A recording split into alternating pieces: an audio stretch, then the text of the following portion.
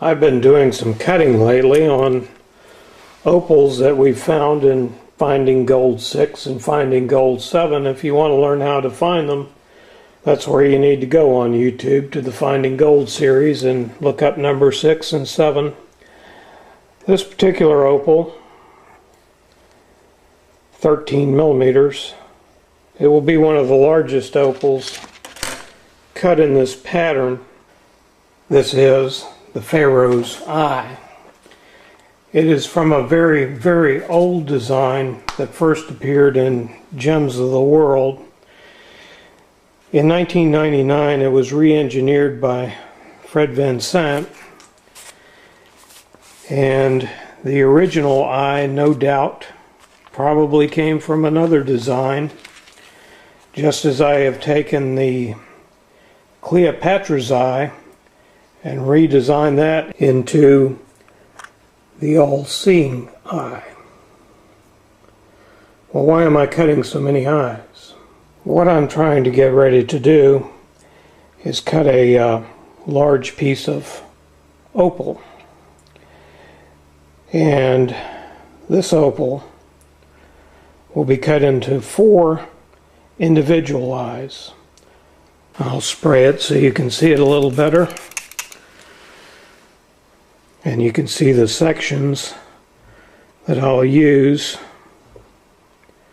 to make the 4 large eyes that will come from this piece. They'll be some of the largest ever produced. Now, in the Pharaoh's Eye as given, it's for a refractive index of 1.7. That's sapphire. And I'm doing an opal. So I had to change some of the angles because we have large swaths where light would pass straight through the stone with no reflection at all, and we'd have what is known as a dead stone.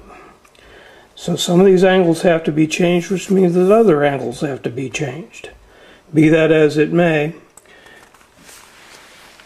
the Pharaoh's Eye is going to be a pattern rejiggered from Fred Vincent, who also redid this from another pattern of Gems of the World.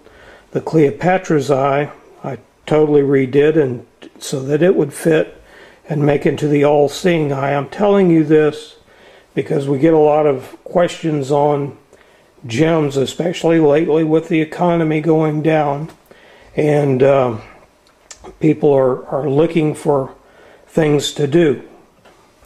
We've taken a natural opal found in Oregon, or maybe on the Oregon-Nevada line, in Finding Gold 6 and Finding Gold 7. I pick up so many of them I can't really tell you for sure at this point where this one exactly was found. And we're going to take this rock that's worth maybe $15, and we're going to turn it into an eye worth hundreds of dollars. Now, this is capitalism at its best, where we take something that's worth this, we add value to it, and we sell it over here for hundreds of dollars. What's in between is wealth creation. That's money that is created. The government didn't create it. We created it by making something out of virtually nothing. There are some pitfalls, however. Go to eBay and look for sapphires. And you'll see a lot of sapphires that are selling for $1 a piece. These are the sapphires that are coming from China, Burma, India, the cutting whorehouses there. And they're dumping gems on the market. They aren't real, of course, but they shine. How could I tell any of these real gems from theirs? Well, the truth is I couldn't, not without a spectroscope. and the public can't either. And what they're doing by dumping their gemstones on the market is they're ruining the one thing that it takes to sell high quality jewelry or gems, and that is trust. Without trust, how do we know if any of these are real opals or just pieces of glass? We don't.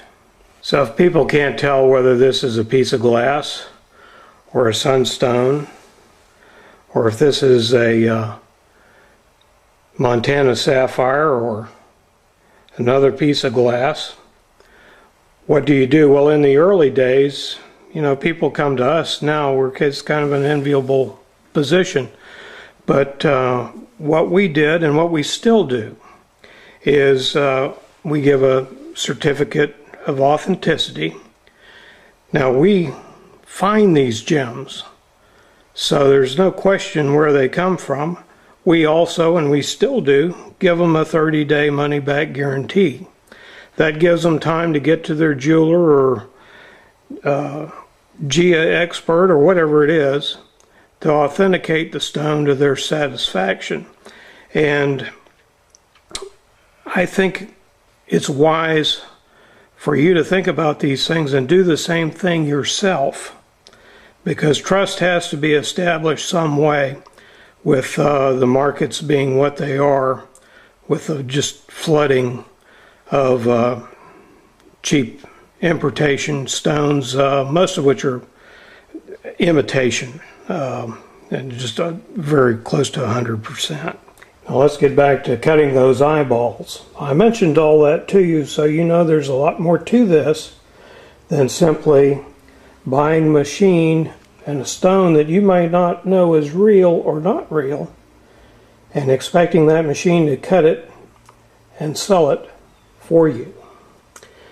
Now we took our opal that's on the stick now that you just saw and went through these steps. We looked at the stone. We looked for the cracks. This whole side is going to have to be cut out. That means that I'm going to position my dop right here to get the deepest part of the stone. So I'm going to flip that over and I'm going to put that dop stick right about there. I also have to align it. And I know that the flat part will align so that the corners of the eyes are right here, giving me the largest amount of stone. We have to think of all those things, and as we're cutting, we're going to have to cut very carefully around these cracks to leave as much stone as is possible.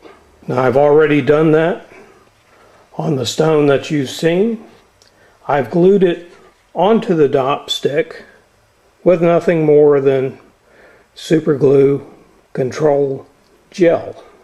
And what I'm doing is I'm cutting these two cuts on each side, 4 cuts in total, that make up the corner of the eyeball. So when you look at it, this is looking out the top, you'll see this plane. This is what I'm working on now, are these corners right here. That's on the pavilion right here.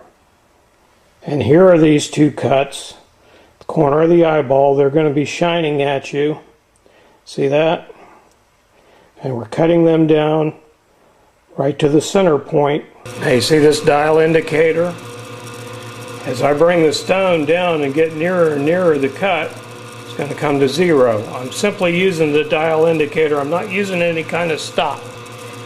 Now the dial is simply a guide at this point. What I'm doing is cutting and looking.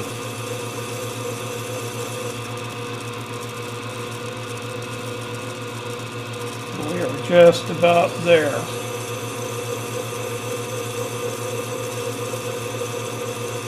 The only way to get a perfect gem is to eyeball it. Well, I'm going to continue to cut, but for this final film, for a while, I wanted to give you the best advice I could if you decide to do this. I'm going in for some throat surgery, and so I probably won't be making films for a while, maybe quite some time. And if that's the case, good luck to you and whatever you decide to do. And if you ever wonder who the old couple is up there at 12,000 feet picking up rocks, well, that's probably the missus and myself. Good luck with your prospecting. Good luck with faceting.